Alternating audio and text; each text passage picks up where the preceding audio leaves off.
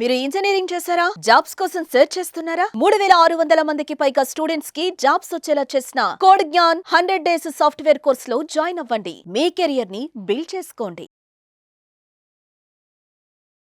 నమస్కారం అలగరి రవీంద్రనాథ్ గారు. నమస్తే అండి శ్రీ గారు. సార్, ఇప్పటి వరకు మనం ఎన్నో కేసెస్ అయితే డీల్ చేయడం జరిగింది. నిన్న కౌన్సిలింగ్ కూడా ఇవ్వడం జరిగింది. నాకు అర్థమైంది ఏంటి అంటే, ఆ కేసు విన్న తర్వాత ఆ కేసు ఒక్కటే కాదు, చాలా మంది కూడా సఫర్ అవుతున్నారు అని క్లయింట్ రావడం జరిగింది. ల్యాండ్ కబ్జా అయింది, దానికి మళ్ళీ నేను నా ప్రాపర్టీని ఎలా సొంతం చేసుకోవాలి అన్నప్పుడు మీరు దానికి సంబంధించిన డాక్యుమెంట్స్ వెరిఫికేషన్ చేయడం జరిగింది. వాళ్ళకి ఒక రెమెడీ, ఒక సొల్యూషన్ అంటూ క్రియేట్ చేసి వాళ్ళకి ఇవ్వడం జరిగింది. ల్యాండ్ కొనుక్కొని 2-3 సంవత్సరాలు అయిన తర్వాత ఇంకా నాదే ల్యాండ్ అన్న భరోసాతో ఉన్నప్పటికీ వేరే వాళ్ళు వచ్చి ఇలా ల్యాండ్ కబ్జా చేసినప్పుడు ఒక ల్యాండ్ ఓనర్గా ఎవరైనా కూడా లీగల్ పరంగా వెళ్ళాలి అంటే ఎలా ఉంటుంది సార్ ప్రొసీజర్? Very interesting. సరే, నేను యాక్చువల్గా మనకు ఒక క్లయింట్ రావడం జరిగింది. ఆయన చెప్పింది ఏంటంటే, వాళ్ళ పేరెంట్స్ యాక్చువల్గా ఈ ప్రాపర్టీ ఇల్లు ద్వారా ఆయనకి ఈ ప్రాపర్టీ వచ్చింది. అది చాలా బిజియెస్ట్ గచ్చిబౌలి ఏరియా ఉన్నటువంటి ప్రాంతం. అది ఎప్పుడో ఒక 10 ఏళ్ల క్రితం ఆయనకి విల్లు ద్వారా వచ్చింది. ఆయన ఆ విల్లు ద్వారా వచ్చిన ప్రాపర్టీని తన పేరు మీద ఇంకా ట్రాన్స్ఫర్ చేసుకోలేదు. ఆయన ఉద్యోగరీత్యా బెంగళూరు ఆ ప్రాంతంలో ఆయన ఉంటున్నాడు. ఆయన అయితే అప్పుడప్పుడు ఆయన ఎప్పుడో 2 ఇయర్స్ ఒకసారి 3 ఇయర్స్ వచ్చి చూసుకుని ఆ ప్రాపర్టీ వెళ్ళిపోతుండేవాడు. అయితే మొన్న రీసెంట్గా ఆయన ఒక 6 months బ్యాక్ చూసేసరికి ఆ చుట్టూ ఏదైతే ఆయన ప్రహరీ కూడా కట్టుకోలేదు, ఆ చుట్టూ వేకెంట్గా ఉన్నటువంటి ప్రాపర్టీలో ఒక కాంపౌండ్ వాల్ వచ్చింది, లోపల చిన్న రూమ్ కూడా వచ్చి దానికి ఒక పవర్ సప్లై కూడా ఉండడం చూసి ఆయన ఇమ్మీడియట్గా షాక్ గురయ్యారు. యాక్చువల్గా మనకు పాత ఇప్పుడు ఓల్డ్ క్లయింట్ అయినా వాళ్ళ ఫాదర్ కూడా మనకు క్లయింట్. ఆ విల్లు కూడా మనమే రాసాం ఆయనకి సంబంధించింది. అండ్ ల్యాండ్ కూడా విజిట్ చేశారు కదా సార్? ల్యాండ్ కూడా విజిట్ చేస్తాను. నేను మధ్యాహ్నం కూడా ఆయనతో పాటు ల్యాండ్కి వెళ్ళి చూడడం కూడా జరిగింది. అయితే టోటల్ డాక్యుమెంట్స్ అన్ని కూడా ఆయన చేతులు ఉన్నాయి. అంటే విల్లు ఉంది, ఆ ప్రాపర్టీ, దానికి సంబంధించిన లింక్ డాక్యుమెంట్స్ అన్ని కూడా ఈయన పేరు మీద ఉంది. కానీ ప్రాపర్టీ మాత్రం ఈయన హ్యాండ్ ఓవర్లో లేదు. కబ్జా వేరే వాళ్ళు చేసేస్తున్నారు ఆల్రెడీ స్థలం. ఆయన దాని మీద చాలా సఫర్ అయ్యి ఇప్పుడు చాలా కాస్ట్లీయెస్ట్ ఏరియా అయిపోయింది ఆ ఏరియా కూడా. సో సార్, ఈ ప్రాపర్టీని ఎలా తీసుకొని రావాలి, ఇది చూసి నేను ఆల్మోస్ట్ 8 years నుంచి నేను ఇయర్లీ వన్స్ రావడం వచ్చి చూస్తుండేవాడిని, కానీ ఇలా అవుతుంది అనుకోలేదు సార్. వాళ్ళతో వెళ్ళి మాట్లాడితే వాళ్ళు ఈ ప్రదేశానికి వస్తే మాత్రమే మన తల్లిదండ్రులు వేస్తే అసలు ఈ ప్రాపర్టీ మాది, మాకు రిజిస్ట్రేషన్ అయిపోయింది, మీకు అంత కావాలంటే మీరు చూసుకోండి చెప్పి వాళ్ళు రిజిస్ట్రేషన్ డాక్యుమెంట్ కూడా తెచ్చి చూపించడం కూడా జరిగింది. ఆ ప్రాపర్టీ ఇంతకు ముందు నాట్ ఓన్లీ ఫస్ట్ రిజిస్ట్రేషన్ కాదు, ఆల్రెడీ వేరే వాళ్ళు వీళ్ళకి అమ్మినట్టుగా ఉన్నటువంటి ప్రాపర్టీ ఉన్నటువంటి డాక్యుమెంట్ వాళ్ళు చూపించడం జరిగింది. ఈయన దగ్గర ఒరిజినల్ డాక్యుమెంట్స్ ఉన్నాయి, వాళ్ళు చూపించిన డాక్యుమెంట్స్ కూడా వాళ్ళు కూడా రిజిస్టర్ చేసిన డాక్యుమెంట్స్ ఉన్నాయి. అది చూసి షాక్ తిని ఆయన ఒక రకమైన డిప్రెషన్లోకి వెళ్ళిపోయి ఇమీడియట్గా మళ్ళీ వచ్చి మాట్లాడడం జరిగింది. ఆ టైంలో మీరు ఉన్నారు అక్కడ. సో మాట్లాడినటువంటి ఆ కేసు ఆయనతో మళ్ళీ చూసి ఆయనకి లీగల్ రెమెడీ కూడా నేను వెళ్ళి చెప్పడం కూడా జరిగింది. సో అదే ఇప్పుడు మనం షేర్ చేసుకుందాం. ఇటువంటి స్థలాలు అంటే మనకు ఉన్నటువంటి స్థలాలు, మనం ఉద్యోగరీత్యా కావచ్చు, ఇతరత్ర విషయాల్లో మనం బయట ఉండేటప్పుడు ఆ స్థలాన్ని వేరే వాళ్ళు కబ్జా చేసేసారు, స్థలాన్ని పొజిషన్ వేరే వాళ్ళు ఉన్నారు, మన సాధన లేదు. అటువంటి సందర్భాల్లో న్యాయపరంగా ఎటువంటి సలహా తీసుకోవాలి అన్నది నేను క్లియర్గా వివరించే ప్రయత్నం చేస్తాను. నాట్ ఓన్లీ ఇప్పుడు నేను చెప్పినటువంటి కేసు ఒక్కటే కాదు, మరొక కేసు కూడా కొంతమంది ఉన్నారు. ఓ పెద్ద ఆయన ఆల్మోస్ట్ ఏజీ ఆఫీస్లో వర్క్ చేసి ఆయన రిటైర్మెంట్ స్టేజ్లో ఉన్నారు. ఆయన చాలా పెద్ద ఆయన, ఆల్మోస్ట్ ఇప్పుడు 75-76 years ఉంటాయి ఆయనకి ఏజ్. ఆయన ఎప్పుడో ఉద్యోగంలో 1988-85 ఆ ప్రాంతంలో ఆయన ఒక ప్రాపర్టీ కొన్నారు. ఆ ప్రాపర్టీ కొని పిల్లలిద్దరు కూడా, ఆయనకు ఒక కొడుకు కూతురు, వాళ్ళిద్దరు కూడా సెటిల్ అయిపోయారు, యూఎస్ఏ వెళ్ళిపోయారు, వాళ్ళ పిల్లలు ఉద్యోగం ఇచ్చి ఉండిపోయారు. ఈ ప్రాపర్టీ ఎప్పుడైనా నేను సేల్ చేద్దాం, ఎప్పుడైనా ఉంటుంది కదా, ఎప్పుడైనా కన్స్ట్రక్షన్ చేసుకుందాం అనుకుంటూ అలా ఎప్పటికీ కూడా పోస్ట్ పోన్ చేసుకున్నారు. రీసెంట్గా ఆయన కేసు కూడా మొన్న ఇదే సందర్భంలో కూడా రావడం జరిగింది. ఆయన ప్రాపర్టీలు చూసుకునేసరికి ఆయన లైవ్ లో ఉన్నారు, ప్రాపర్టీ డాక్యుమెంట్స్ ఆయన పేరు మీద రిజిస్ట్రేషన్ అయిన డాక్యుమెంట్, కానీ స్థలం వేరే వాళ్ళ పొజిషన్ తీసేసుకున్నారు. ఆ పొజిషన్లో వేరే వాళ్ళు ఇల్లు కూడా కట్టుకుని ఉన్నారు. దానికి సంబంధించినటువంటి కన్స్ట్రక్షన్ అవుతుంటే ఇమ్మీడియట్గా ఆ పక్కన నైబర్స్ ఎవరు ఫోన్ చేస్తే ఈయనకి ఇన్ఫార్మ్ చేస్తే మనం వెళ్ళి మాట్లాడడం కూడా జరిగింది. అది ఆల్రెడీ పొజిషన్ తీసేసుకొని అక్కడ కూడా రిజిస్ట్రేషన్ అయిపోయి ఉంది. అంటే ఈ రెండు వేర్వేరు సందర్భాలు నేను చెప్పాను.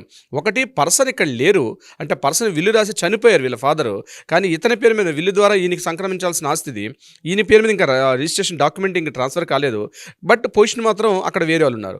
ఇంకొకటి, ఇప్పుడు నేను సెకండ్ ఎగ్జాంపుల్ ఏం చెప్పానంటే, పర్సన్ లైవ్లో ఉన్నారు, ఆయన బతికే ఉన్నారు, కానీ పొజిషన్ మాత్రం ఇంట్లో లేదు, వేరే వాళ్ళ స్వాధీనంలో ఉన్నారు. అంటే ఇది యాక్చువల్గా ఇటీవల కాలంలో బాగా ఎప్పుడైతే రియల్ ఎస్టేట్ బాగా డెవలప్ అయ్యి స్థలాలకు విలువలు ఎప్పుడైతే పెరిగాయో ఇటువంటి కబ్జాలు అన్నవి చాలా ఎక్కువైపోయాయి. మీకు ఇంకో విశేషం చెప్తే మీరు ఆశ్చర్యపోతారు, దీని మీద ఒక ముఠా పనిచేస్తూ ఉంటుంది, ఒక వ్యవస్థ పనిచేస్తుంటుంది. ఎక్కడైతే బలహీనంగా ఉన్నటువంటి వ్యక్తులు, అంటే అంగబలం అర్ధబలం లేనటువంటి వ్యక్తులు ఎవరైతే ఉంటారో వాళ్ళని కాస్త పరిశీలించే వాళ్ళు ఏం చేస్తారంటే ఇటువంటి స్టెప్ తీసుకుంటారు. అయితే దీనికి రెమెడీ ఏంటి, ఎలా చేయాలంటే దీనికి ఫస్ట్ గుర్తుపెట్టుకోండి, మీరు ఇమీడియట్గా దగ్గరలో ఉన్న పోలీస్ స్టేషన్కి వెళ్ళైతే నెంబర్ 1 ఫస్ట్ మీరు ఒక కంప్లైంట్ చేసుకోవాలి. మీరు పోలీస్ స్టేషన్కి కంప్లైంట్ చేసినప్పుడు పోలీస్ డిపార్ట్మెంట్ వాళ్ళు ఏమంటారంటే, లా అండ్ ఆర్డర్ వాళ్ళు, ఇది సివిల్ కిందకి వస్తుంది కాబట్టి మేము తీసుకోము ఈ యొక్క కేసుని, మీరు ఏమన్నా కోర్టులో చూసుకోండి అని చెప్పడం కూడా జరుగుతుంది. గుర్తుపెట్టుకోండి, ఇక్కడ అది సివిల్ కేసు అయినప్పటికీ కూడా ఆ డాక్యుమెంట్ ఏదైతే ఉందో ఏదైతే ఫోర్జరీ జరిగింది, ట్రెస్ పాసింగ్ జరిగింది. సో అది క్రిమినల్ కిందకు వస్తుంది. మీరు ఆ విషయం మీద కంప్లైంట్ చేయాల్సి వస్తుంది. అది డాక్యుమెంట్ ఆల్రెడీ ఫోర్జరీ అయింది. సో ఫోర్జరీ అయిందే లేదని చెప్పాలంటే ఏది డాక్యుమెంట్ చెప్పాలంటే తప్పదు. మీ డాక్యుమెంట్ తీసుకెళ్ళి చూపించండి, కన్సల్ట్ స్టేషన్ ఆఫీస్కి మీరు వెళ్ళి డాక్యుమెంట్ చూపించాల్సి వస్తుంది. At the time police department ఎప్పుడైతే మీరు ఈ కంప్లైంట్ చేశారో వాళ్ళను కూడా పిలిపిస్తారు, వాళ్ళు కూడా డాక్యుమెంట్ తీసుకొస్తారు.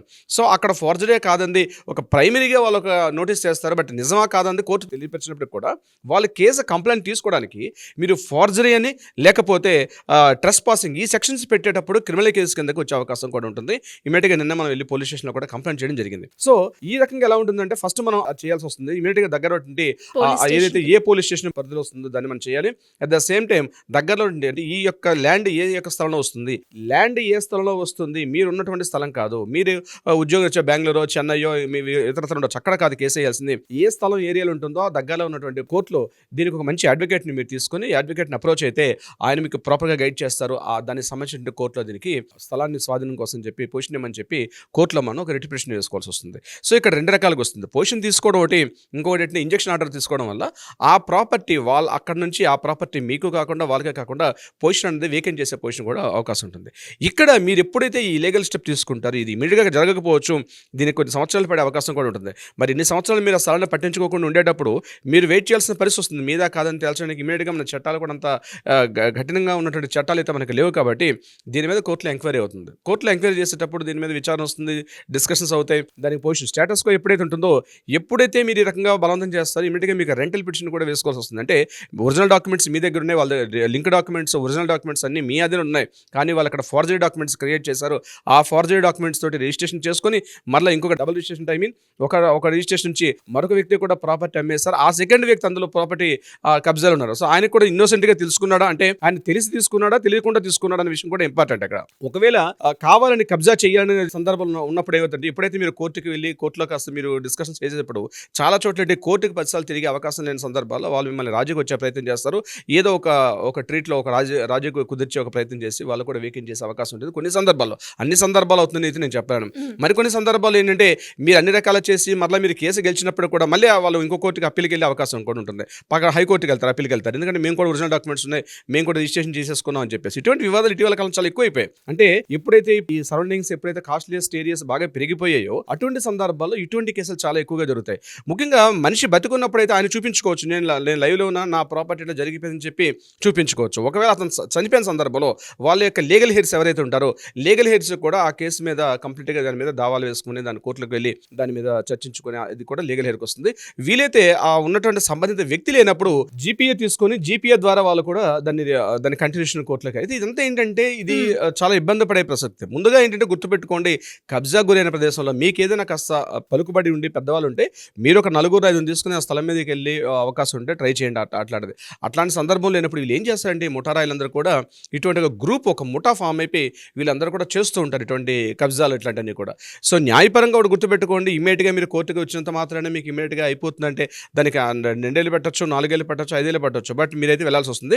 అయితే సివిల్ విషయంలో ఖచ్చితంగా ప్రతి సందర్భంలో కూడా క్లయింట్ ఉండాల్సిన అవసరం అయితే ఉండదు కాబట్టి మీరు మంచి అడ్వకేట్తో మాట్లాడుకోగలిగితే ఆయన దీనికి సంబంధించి చేస్తారు. అయితే దీనికి సంబంధించింది ఒక కొత్త విషయం ఏంటంటే రీసెంట్గా ఆంధ్రప్రదేశ్లో దీనికి సంబంధించింది భూ ఆక్రమణ నిరోధక చట్టం అని చెప్పి ఒక బిల్లు, ఒక ముసాయిదా, ఒక డ్రాఫ్టింగ్ జరిగింది అసెంబ్లీలో. దీనికి సంబంధించి అంటే ఇటువంటివి నిరోధించాలంటే ప్రధానంగా 2 విషయాల్లో గట్టిగా ఉండాల్సి వస్తుంది. ఒకటి కఠినమైనటువంటి చర్యలు ఉండాలి. నెంబర్ 2 ఏంటంటే దానికి సంబంధించి ఎవరైతే తీసుకొస్తారో సత్వర న్యాయం జరగాలి. 2 విషయాలు ఇంపార్టెంట్. అంటే కఠినమైనటువంటి శిక్షలు ఉండాలి. అంటే మేము ఇట్లా కబ్జా చేస్తే కఠినమైన శిక్షలు ఉంటాయని భయపడుతూ కూడా కొంతమంది దానికి వెళ్ళడానికి భయపడతారు.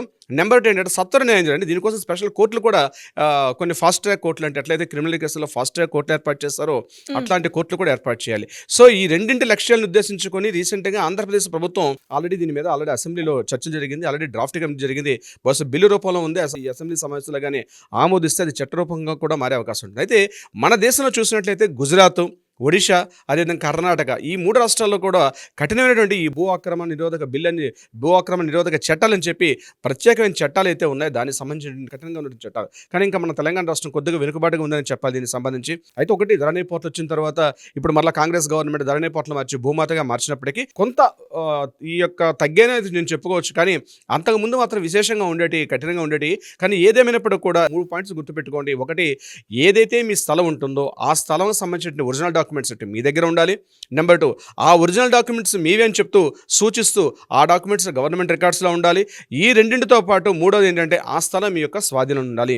ఈ మూడిట్లో ఏ ఒక్కటి లేకపోయినా ఆ స్థలం మీకు చెందనిది అని గుర్తుపెట్టుకోండి. అయితే న్యాయపరంగా వీటికి సరైనటువంటి పొజిషన్ ఎలా వెళ్ళాలంటే, డాక్యుమెంట్స్ లేకపోతే, మీ దగ్గర ఒరిజినల్ డాక్యుమెంట్స్ లేకపోతే గవర్నమెంట్ రికార్డ్స్లో ఉంటాయి కాబట్టి మళ్ళీ కాపీ ఆఫ్ డాక్యుమెంట్స్ తీసుకోవడం ఒక ప్రాసెస్.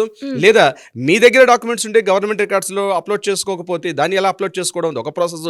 ఈ రెండు క్లియర్గా ఉన్నప్పుడు కూడా స్వాధీనం లేకపోతే, ఇటీవల కాలంలో ఇప్పుడు మనం మాట్లాడుకున్న డిస్కషన్ ఏంటంటే స్వాధీనం లేకపోతే ఉన్నటువంటి ప్రాపర్టీ మీద చాలా వందలాది కేసులు వస్తున్నాయి. కాబట్టి దానికి మనం కంప్లీట్గా ఒక ప్రొసీజర్ ప్రకారం లీగల్గా ఎలా వెళ్తే బాగుంటుంది ఏంటనే విషయం మీద కూడా మనం కంప్లీట్గా చేస్తున్నాం సిరి గారు. సార్, మరి ఎవరికైనా కూడా అంటే కేసు ఒక్కొక్కరి విషయంలో డిఫరెంట్గా ఉంటుంది. ఎగ్జాక్ట్లీ. ఎస్, మరి అలా ఎవరైనా కూడా లీగల్ పరంగా వెళ్ళాలి అనుకున్నప్పుడు ఇలాంటి ల్యాండ్ కబ్జా గురించి మీ గైడెన్స్ కావాలి అనుకుంటే ఏ విధంగా మిమ్మల్ని అప్రోచ్ అయ్యే ఛాన్స్ ఉందంటారు సార్? తప్పనిసరిగా సిరి గారు, కింద స్క్రోల్ అవుతున్న నెంబర్ని కాంటాక్ట్ చేయగలిగితే మన లీగల్ టీం వాళ్ళకి సరైనటువంటి సలహా సంప్రదింపులు చేస్తారు. అదేవిధంగా ఏదైనా వివాదాలు ఉన్నట్లయింది, లేదు దానికి సరైన న్యాయపరంగా పరిష్కారం కావాలనుకుంటే కూడా ఇమ్మీడియట్గా ఆ నెంబర్కి కాంటాక్ట్ చేస్తుంటే, అట్లీస్ట్ కాల్ చేసినా వాట్సాప్ చేస్తే ఇమ్మీడియట్గా మన లీగల్ టీం వాళ్ళకి అప్రోచ్ అవుతారు, మాట్లాడతారు, సరైన విధంగా దిశానిర్దేశం చేసి ఒక పరిష్కారం చూపే ప్రయత్నం చేస్తారు. సిరి గారు, thank you sir, thank you so much. Thank you so much అండి. సుమన్ టీవీలో మీ పర్సనల్ అండ్ బిజినెస్ ప్రమోషన్స్ కోసం కింది నెంబర్కి కాంటాక్ట్ చేయండి.